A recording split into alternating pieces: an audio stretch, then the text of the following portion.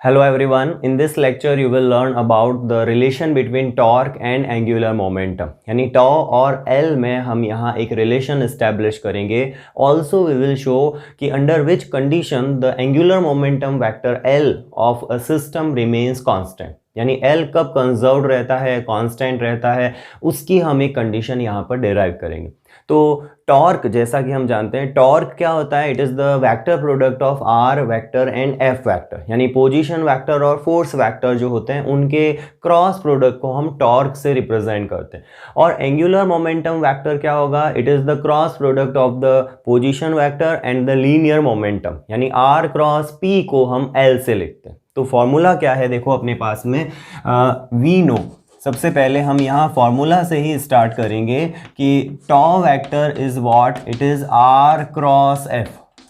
Are और F के cross product को हम टॉर्क वेक्टर से रिप्रेजेंट करते हैं. ओके, आर और एफ का क्रॉस प्रोडक्ट होगा. And the second one we know is L vector is r cross p. जहाँ आर क्या है? R is the position vector. देखो टॉ को तो हम कहेंगे टॉर्क.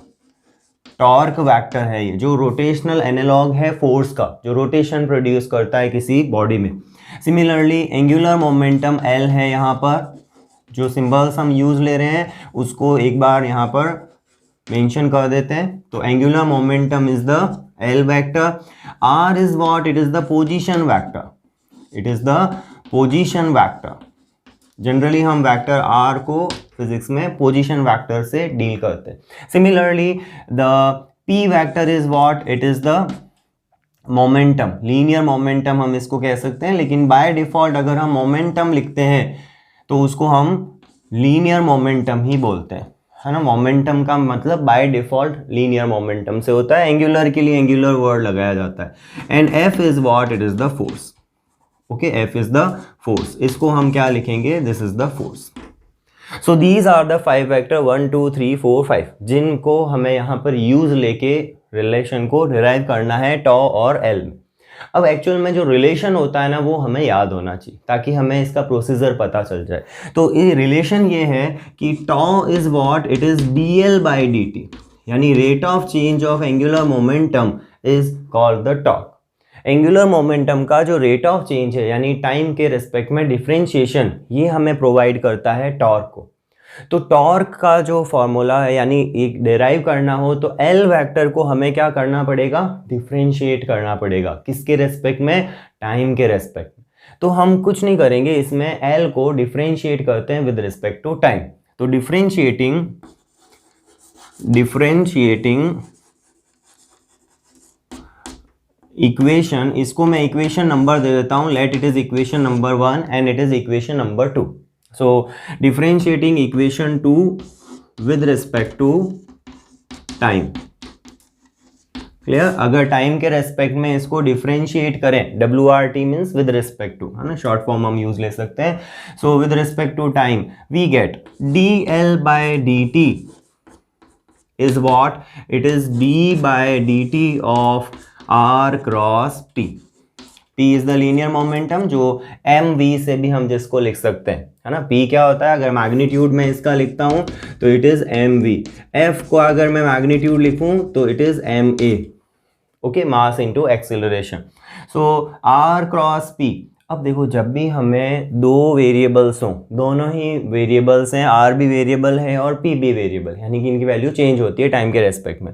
तो जब दो वेरिएबल्स हों तब उस सिचुएशन में अगर हम डिफरेंशिएट कर रहे हैं तो u इंटू वी, डिफरेंशिएशन का हम एक फार्मूला यूज लेते हैं. मैं यहाँ पे पहले शो कर देता हूँ. लाइक अगर हमें d by D x of u और v करना हो तो फॉर्मूला क्या है? u as it is v का differential plus v as it is u का डिफरेंशियल. क्लियर? एक बार फर्स्ट फंक्शन को डिफरेंशिएट करते हैं, सेकंड को एज इट इज, और सेकंड को डिफरेंशिएट करो फर्स्ट एज इट इज. उसको इंटरचेंज भी कर सकते हो, कम्यूट करता है एडिशन जो है. तो इस तरह से हम डिफरेंशिएट करते हैं जब दोनों वेरिएबल्स हो और मल्टीप्लाई में हो. क्रॉस प्रोडक्ट भी एक मल्टीप्लिकेशन है, यानी कि मल्टीप्लायर है. तो दोनों का प्रोडक्ट जो हम यहाँ पर शो करेंगे that will be what? It is dr by dt और p एज इट इज रख दिया हमने. यानी इसको डिफ्रेंशिएट किया, ये एज इट इज रखा, और दूसरा हम r को एज इट इज रखते हैं and dp by dt second function को डिफ्रेंशिएट कर दिया जो कि p है। Clear? So now this dp by dt और dr बाय dt, देखो dr बाय dt तो क्या होता है, v वेलोसिटी जो होती है वो पोजीशन वेक्टर का रेट ऑफ चेंज होती है। तो यहाँ हम इसको क्या लिख सकते हैं, मैं बेसिक फॉर्मूला इधर लिख रहा हूँ, dr by dt is what, it is the v। Clear? And dp by dt rate of change of momentum, Newton का सेकेंड लॉ था, ये किसको रिप्रेजेंट करता है, फोर्स को रिप्रेजेंट करता है ना। Newton second law was the rate of change of momentum is the instantaneous force. ये सारी वैल्यूज इंस्टेंटेनियस ही होती है, किसी पर्टिकुलर इंस्टेंट पर हम बात कर रहे हैं। So using these two formula here it will be v cross, p को भी मैं mv लिख देता हूँ, है ना, p को भी मैं mv लिख देता हूँ। तो वो m हम यहाँ बाहर लेते हैं और v को यहाँ लिख देते हैं, लिख सकते हैं ना। p क्या होता है, mv, m स्केलर है, बाहर आ गया क्योंकि वैसे भी मल्टीप्लिकेशन है, मल्टीप्लिकेशन भी कम्यूट करता है। क्लियर? सिमिलरली प्लस ये क्या हो जाएगा, it is r cross f, ठीक है, it will be r cross f। Now v cross v क्या होगा, इट इज जीरो। दो आइडेंटिकल या एक जैसे वेक्टर्स का जो क्रॉस प्रोडक्ट होता है वो हमेशा जीरो होता है, like i cross i is zero. क्यों होता है, क्योंकि इन दोनों के बीच में ये दोनों पैरेलल होंगे ना भाई, एक वेक्टर खुद ही के पैरेलल होगा, पैरेलल होगा तो थीटा कितना होगा, जीरो। और क्रॉस प्रोडक्ट में तुम्हें पता है कि साइन थीटा आता है, a cross b is ab sine theta, तो v cross v is v sine zero and sine zero will be zero. Clear? So इसका जो मैग्नीट्यूड है वो जीरो होगा, यानी कि नल वेक्टर हम इसको कह सकते हैं। तो ये तो हो गया हमारे पास जीरो, मैं यहाँ लिख देता हूँ, देखो v cross v is what, it is v into v sine zero and it will be what, it is zero vector. ठीक है, क्योंकि वेक्टर प्रोडक्ट है ये, तो इसको नल वेक्टर कहेंगे।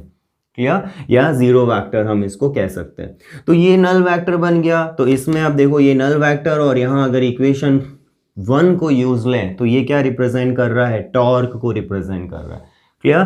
तो dl बाई dt अपने पास में, मैं यहाँ पे भी मेंशन कर देता हूँ, dl by dt, okay. So dl by dt अपने को जो मिलेगा यहाँ पर, that will be equals to what, it is tau, यहाँ पर लिख देते हैं using equation 1। So this is the expression जो हमें यहाँ पर डिराइव करना था, the relation between the torque vector and the angular momentum vector, जो यहाँ पर dl बाई dt के इक्वल आ रहा है और उसको हम टॉर्क कह रहे हैं। अब अगर सपोज करो कि ये जो टॉर्क है, जो एक्सटर्नल टॉर्क है, वो क्या हो, यहाँ पर जीरो हो, तो कंजर्वेशन की अब मैं बात कर रहा हूँ कि एंगुलर मोमेंटम कब कंजर्व्ड होगा। क्लियर? डिफरेंशिएशन बताता क्या है, बेसिकली डिफरेंशिएशन चेंज को बताता है। अब dl बाई dt का मतलब क्या होगा, एक बहुत इंस्टेंट के लिए, बहुत स्मॉल टाइम के लिए जो चेंज हो रहा है l में, उसको हम dl बाई dt कहते हैं। क्लियर? और अगर हम कहें कि ये चेंज की वैल्यू यानी डिफरेंशिएशन की वैल्यू जीरो है, इसका मीनिंग क्या होगा कि l वेक्टर इज कंजर्व्ड, यानी इन absence of the external torque the angular momentum remains conserved. हमेशा एंगुलर मोमेंटम टॉर्क की absence में कंजर्व्ड रहेगा, एक्सटर्नल टॉर्क होना चाहिए। क्लियर? सो वहाँ हम कंजर्वेशन की बात करते हैं। रिलेशन तो हमने यहाँ तक डिराइव कर लिया। नाउ इफ टॉ इज जीरो, ठीक है, यानी नल वेक्टर हो, then dl by dt will be zero, यानी ये भी नल वेक्टर होगा। और इसका मीनिंग क्या होगा, this implies the l vector is conserve, या इसको हम कांस्टेंट वेक्टर कह सकते हैं, है ना। डायरेक्शन में और मैग्नीट्यूड दोनों में चेंज नहीं होता, न डायरेक्शन बदलती है न मैग्नीट्यूड बदलता है।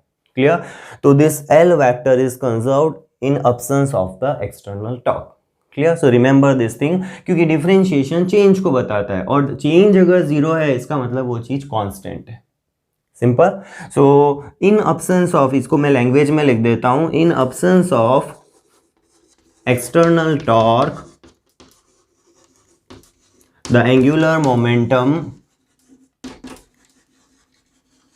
Remains conserved. Okay, angular momentum जो है वो कंजर्व्ड रहता है।